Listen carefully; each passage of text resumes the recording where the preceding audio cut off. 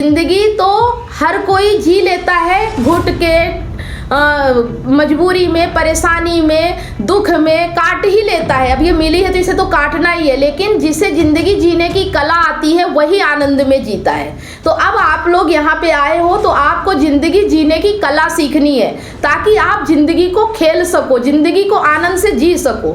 कोई भी चीज़ आप पे भारी नहीं पड़नी चाहिए। हमको खुश तो रहना ही है, लेकिन अब जो घटना घट गई उस पर अब हमें एक्शन ऐसा लेना है कि ना तो मजबूर होना है, ना तो डरना है, ना तो दुनिया की परवाह करना है, और ना कर्तव्य कामना, कुछ भी नहीं होना चाहिए कि मेरा कर्तव्य है, मुझे पाप लगेगा, मुझे पुण्य लगेगा। इन सब से आपको मुक्त होना है। तो बताइए, आज का जो सेशन था हमारा इस चीज़ से समझ में आ गया कि जो आदमी अज्ञान में है, जो आदमी बेहोश है, नशे में है, वो कोई भी काम करेगा तो उसका सब काम गड़बड़ ही होगा, चाहे उसे भले लगे कि वो ठीक कर रहा है या सही कर रहा है। और जैसे कि दूसरा वाला बताया कि जिसको भाषा ही नहीं आते, शब्द ही नहीं आते, उसके सामने, जैसे किसी को हिंदी नहीं आती तो आप उसके सामने कुछ भी बोलोगे तो वो नहीं समझेगा, अगर एक भी समझेगा तो संयोग बस है, लेकिन जिसे हिंदी आती है वो सारी बात समझ जाएगा। तो इसी तरह से कि अगर हम अज्ञान में हैं तो हम चाहे जीवन में कुछ भी करें सब गलत ही होगा, चाहे भले ही हमें ठीक लग रहा हो। और अगर ज्ञान है तो फिर जिंदगी में कोई एक चीज़ भी समस्या नहीं रहेगी, ना फिर पत्नी से रहेगी, ना परिवार से रहेगी, ना बच्चों से होगा, ना आपकी बिजनेस में होगा, ना नौकरी में होगा, कहीं भी नहीं। अगर ज्ञान है तो आप हर जगह सक्षम होगे और अपने आप को संभालने की ताकत रहेगी, आप किसी भी चीज़ से परेशान नहीं होगे। और अगर परेशान हो रहे हो इसका मतलब आप अभी लाइफ जानते ही नहीं हो कि जिंदगी कैसे जीना है। मतलब जिंदगी तो हर कोई जी लेता है घुट के, मजबूरी में, परेशानी में, दुख में काट ही लेता है। अब ये मिली है तो इसे तो काटना ही है, लेकिन जिसे जिंदगी जीने की कला आती है वही आनंद में जीता है। तो अब आप लोग यहाँ पे आए हो तो आपको जिंदगी जीने की कला सीखनी है, ताकि आप जिंदगी को खेल सको, जिंदगी को आनंद से जी सको। कोई भी चीज़ आप पे भारी नहीं पड़नी चाहिए, ठीक है। चलिए, तो अब बताइए किस किस को क्या क्या समझ में आया। सबसे शुरुआत करते हैं राजेश जी से। बताइए राजेश जी।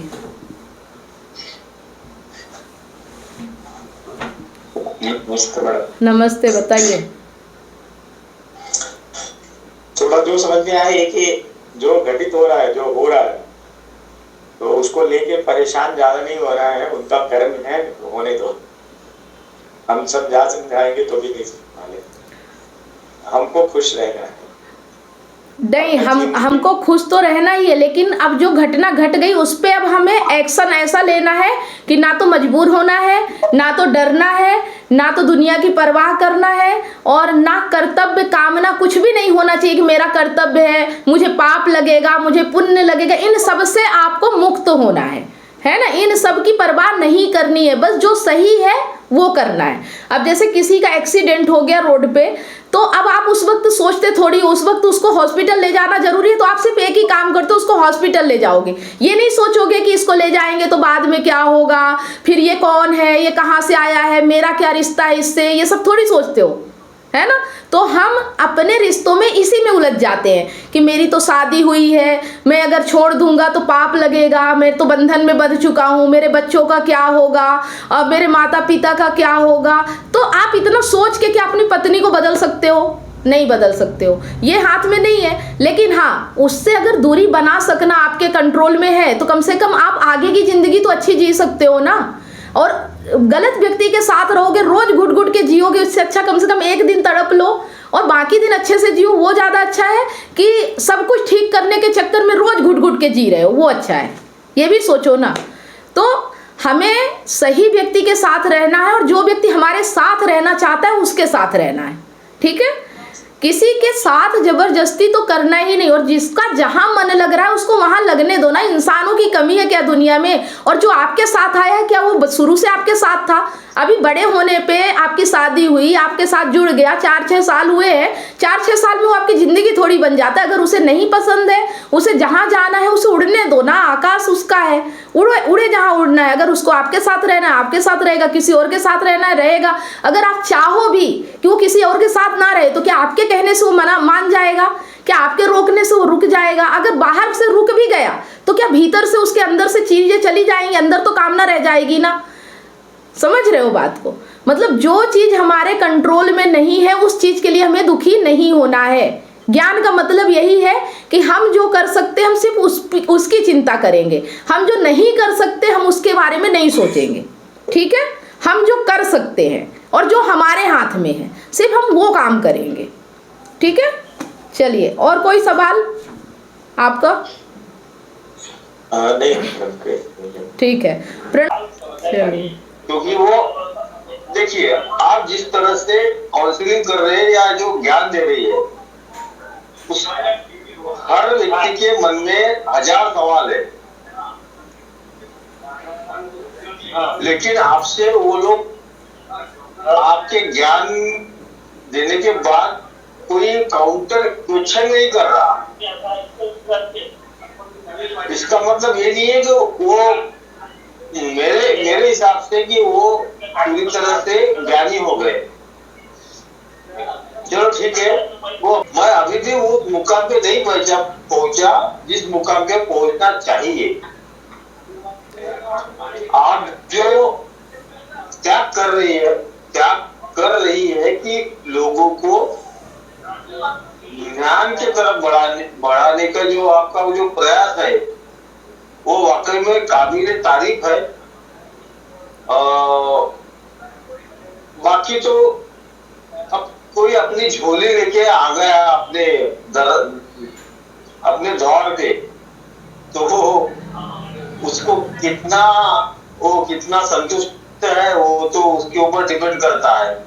लेकिन आप के लिए आपके दोनों हाथ पूरे तरह से खुले हुए हैं, लेकिन लेने वाले की जो क्षमता है वो अगर कम गिर रही है तो उसके लिए आप तो कुछ नहीं कर सकते। ठीक है, बहुत अच्छी बात है कि आपको ये चीज़ें समझ में आ रही है। और देखिए, जैसा कि आपने बोला कि राजेश जी कंटिन्यू कर रहे हैं, तो राजेश जी को लाभ भी हो रहा है। सबसे ज़्यादा आप लोगों से पीछे आए हैं, लेकिन राजेश जी ज़्यादा उससे लाभान्वित हो रहे हैं, क्योंकि वो कंटिन्यू एकदम मतलब मीटिंग के लिए तत्पर रहते हैं और सबसे पहले ज्वाइन भी करते हैं। जब कभी कहीं रहते हैं तो बात है, नहीं तो वो ध्यान भी रखते हैं और वीडियो भी देखते हैं। यहाँ तक कि उन्होंने इतनी हिम्मत की कि अपनी वाइफ तक को बताया कि मैं यहाँ सीख रहा हूँ, है ना। इतना डरे नहीं कि मैं कुछ गलत कर रहा हूँ या मैं ऐसे राह पे हूँ जो छुपाना चाहिए। वो अपनी वाइफ को भी अपने साथ बैठा रहे हैं और उनकी वाइफ को भी सुन के समझ में आया। तो ठीक है, हमारा प्रयास ये है कि अगर 1 या 2 व्यक्ति के भी जीवन में सुधार आए तो भी बहुत बड़ी बात है ना। और लोगों को बस ये है कि मेरी तरफ से तो यही है कि सब अपने आप में समझे। लेकिन अब जैसा कि आपने बताया कि जिसकी जितनी क्षमता होगी उतना ही वो ग्रहण कर पाएगा, है ना। ज्ञान कितना भी है, जैसे कि बारिश कितनी भी होती है, बारिश तो बहुत हो रही है, लेकिन वो डिपेंड करता है कि आप क्या लेके खड़े हो, कौन सा बर्तन लेके खड़े हो, तो आपको पानी उतना ही मिलेगा। अगर आप एक तालाब बना के खड़े हो तो आपको एक तालाब पानी मिल जाएगा, लेकिन अगर समुद्र है तो पूरा समुद्र भर जाएगा। और अगर आप एक छोटी सी ग्लास लेके खड़े हो, भले बारिश बहुत हो रही है लेकिन आपको ग्लास भर ही पानी मिलेगा। तो उसी तरह से ज्ञान भी होता है कि आप उसमें कितनी श्रद्धा रखते हो, कितना आप उस पर समर्पण रखते हो, कितना आप बिलीव करते हो, उस पर डिपेंड करता है कि आप उसको कैसे अपने जीवन में अप्लाई कर पाओगे, कैसे सीख पाओगे और कैसे आप अपना जीवन जी पाओगे। ठीक है, हर चीज को अब जैसे आज हमने बात की कि आदमी के अंदर कामना होती है तो बाहर कर्म होता है। तो हमें बाहर का कर्म नहीं छोड़ना है, हमें भीतर की कामना को छोड़ना है। जब हम भीतर की कामना को छोड़ेंगे तो बाहर के कर्म में शुभता आएगी। ठीक है, इस चीज को हमें समझना है। मतलब काम हमें बाहर नहीं करना है, काम हमें अपने भीतर करना है। हमारे भीतर जो विचार होते हैं, हमारे भीतर जो भावना होती है, वैसे ही हमारी जिंदगी होती है। ठीक है, ओके। वही है मैडम, ये ज्ञान से यही सीख रहे हो कि जो भी है अपने भीतर के अंधकार को ही दूर करना है। हाँ, बाकी बाहर को किसी को कुछ नहीं कर सकते। जितना हो सके खुद के अंदर बदलाव करो और खुद पे ही मतलब पूरा विश्वास करके आगे बढ़ो। जो हमारे साथ चलना चाहता है, चले, नहीं चलना चाहता है उसको पीछे छोड़ के अपना रास्ते आगे बढ़ जाएगा। अपनी उम्र से अपनी मर्जी से जिएंगे, किसी का भी मतलब वो नहीं रखना है, लगाव नहीं रखना है, बस अपने मन से चलना है। ठीक है, इच्छा से जीना है अपना। हाँ, बहुत अच्छी बात है, क्योंकि देखो अगर आप बाहर किसी को सही करने जाओगे तो वो या तो कंप्लेन कर देगा, या तो केस कर देगा, या तो कुछ भी कर देगा, वो अपना पीछा तो छुड़ा ही लेगा, आप ज़्यादा दिन उसके पीछे नहीं पड़ सकते हो। अगर जो व्यक्ति खुद से सही नहीं होना चाहता उसको आप सही नहीं कर सकते हो, है ना। तो हमारा अधिकार किसी दूसरे व्यक्ति पे नहीं है, चाहे वो हमारा पत्नी ही क्यों ना हो, चाहे वो हमारा बच्चा हो, चाहे वो हमारा परिवार हो, हमारा अधिकार किसी पे नहीं है, सिर्फ हमारे ऊपर है हमारा अधिकार, है ना। अपने ऊपर ये सब हाँ। देना है। प्रणव जी ने भी कहा, सही बात कही कि सबके ऊपर लगाओ, मतलब अपने जिंदगी में उनको भी यही बात मतलब कहना चाहूंगा कि मतलब वो भी ऐसे धारणा रखना है कि मतलब खुद में ही परिवर्तन करना शुरू करे तो सारी समस्याएं धीरे धीरे खत्म हो जाए। ठीक है, आप लोग कृष्णा जी ने बताई वो सही बात बताई। तो नहीं करना पड़ेगा, दूसरे को डिपेंड नहीं होना। और क्या अच्छा है क्या बुरा है वो बताए जो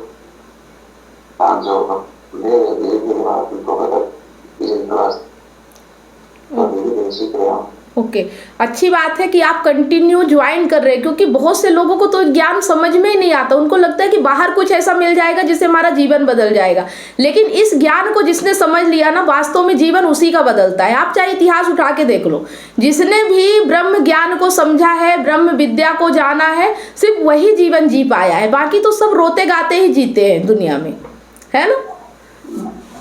तो जीवन जीने की जो मेन कला है वो किसकी थी? राम की थी, कृष्ण की थी। हम वो ज्ञान यहाँ प्राप्त कर रहे हैं। हम कृष्ण जैसा जीवन जी सकते हैं अगर हमने यह ज्ञान प्राप्त कर लिया तो, है ना। और ऐसा भी नहीं है कि ज्ञान एकदम ऐसा है कि हमें मिल जाएगा, नहीं। आप इस सफर में चल रहे हो ना, यही बहुत बड़ी बात है। इस सफर में चलना ही ज्ञान है। ऐसा नहीं कि कोई बहुत बड़ा ज्ञान है कि कुछ आपको हासिल हो जाएगा, नहीं। आप इस रास्ते पे चल पड़े हो ना, इससे बड़ा कुछ नहीं है अब आपके लिए, समझ रहे हो। हर रोज आपको कुछ ना कुछ सीखने को मिल रहा है, हर रोज आपका माइंड ओपन हो रहा है, हर रोज आपका माइंड कुछ ना कुछ ऑब्जर्व कर रहा है ना। तो ये एक सफर है, और इसकी मंजिल मिले ना मिले, लेकिन सफर खूबसूरत है। ये चीज हमें ध्यान रखना है, ठीक है।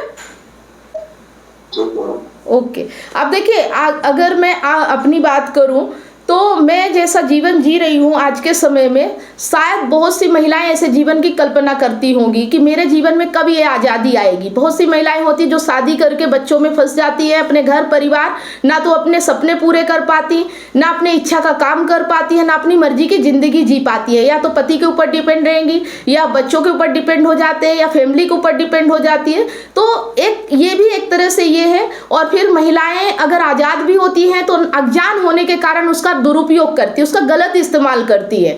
मतलब एक तो पहले बंधन में थी, वो उनके साथ प्रॉब्लम, और अगर उनको किसी तरह से आज़ादी देने का सोचा भी किसी पुरुष ने, कोई ऐसा महान पुरुष था कि चलो महिलाओं को भी आज़ादी मिलनी चाहिए, तो महिलाएं उसी नशे में चूर हो गई, क्योंकि उनके पास अज्ञान है। चाहे पुरुष हो चाहे महिला हो, ऐसा नहीं है कि महिला ही भर ऐसे है, पुरुष भी, किसी के पास भी अगर अज्ञान है और उसके पास पावर आएगा तो उसका दुरुपयोग जरूर करता है। तो सही इस्तेमाल जिंदगी का, सही जीवन वही जी सकता है जिसके पास ज्ञान होता है, जो समझता है जिंदगी को, सिर्फ वही सही दिशा में जी सकता है। वरना कितने सारे हादसे हो रहे हैं, किसी के पास बहुत पैसा है लेकिन चैन नहीं है, सुख नहीं है, लोग सुसाइड कर रहे हैं, लोग पत्नी से परेशान है, लोग पति से परेशान है, कैसे जिंदगी जी रहे हैं। मतलब ये चीज समझ ही नहीं आ रहा कि हमें किसी और के ऊपर डिपेंड होना ही नहीं है खुशी होने के लिए, दुखी मतलब सुखी होने के लिए, आनंदित होने के लिए हमें किसी और पे डिपेंड नहीं होना है।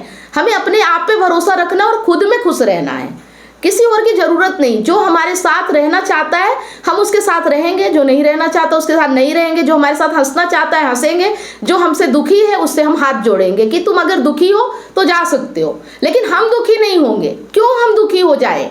क्या हमारा जीवन अकेले काफी नहीं है जीने के लिए? हम क्यों दुखी हो जाए किसी के साथ? समझ रहे बात को। जो व्यक्ति अपनी खुशियां कहीं और ढूंढ रहा है और हम चाहते हैं कि वो उसकी खुशी हमारे साथ हो, अगर हमारे साथ उसकी खुशी होती तो कहीं और ढूंढने क्यों जाता? उसका मतलब उसे समझ में नहीं आ रहा कि उसको खुशी कहाँ चाहिए, खुद वो भी नहीं समझ रहा, वो भी भटक रहा है। ऐसा नहीं कि जहाँ जा रहा वहाँ खुशी ही मिल रही है, वहाँ भी उसे खुशी नहीं मिल रही, क्योंकि खुशी संसार में है ही नहीं।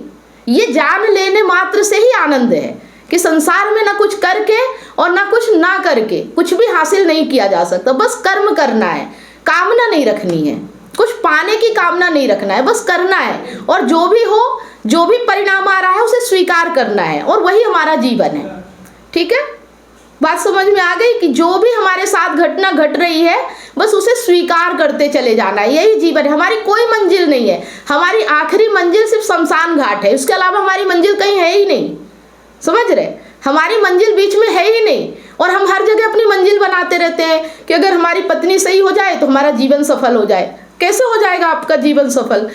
जिसकी पत्नी सही है, जिसके पास सब कुछ है, क्या उसका जीवन सफल हो गया? जाके देखिए, 4 लोगों से बात कीजिए कि जिसकी पत्नी बहुत इज्जत कर रही है, उसी से प्रेम कर रही है, कहीं और इधर उधर नहीं भटक रही, क्या वो सुखी है? आप जाके उससे पूछना, उसके पास भी 1000 दुख मिलेंगे आपको, है ना। तो दुनिया में सुखी होने का कोई तरीका नहीं है, सुख की कामना ही जीवन का दुख है। जो व्यक्ति ये समझ जाता है, जो व्यक्ति दुख में भी जीना सीख जाता है, वही व्यक्ति आनंद पा सकता है, बाकी आनंद का कोई रास्ता नहीं है। ठीक है, आ गई बात समझ में? ओके, चलिए अब कोई अगर सवाल हो तो ठीक है।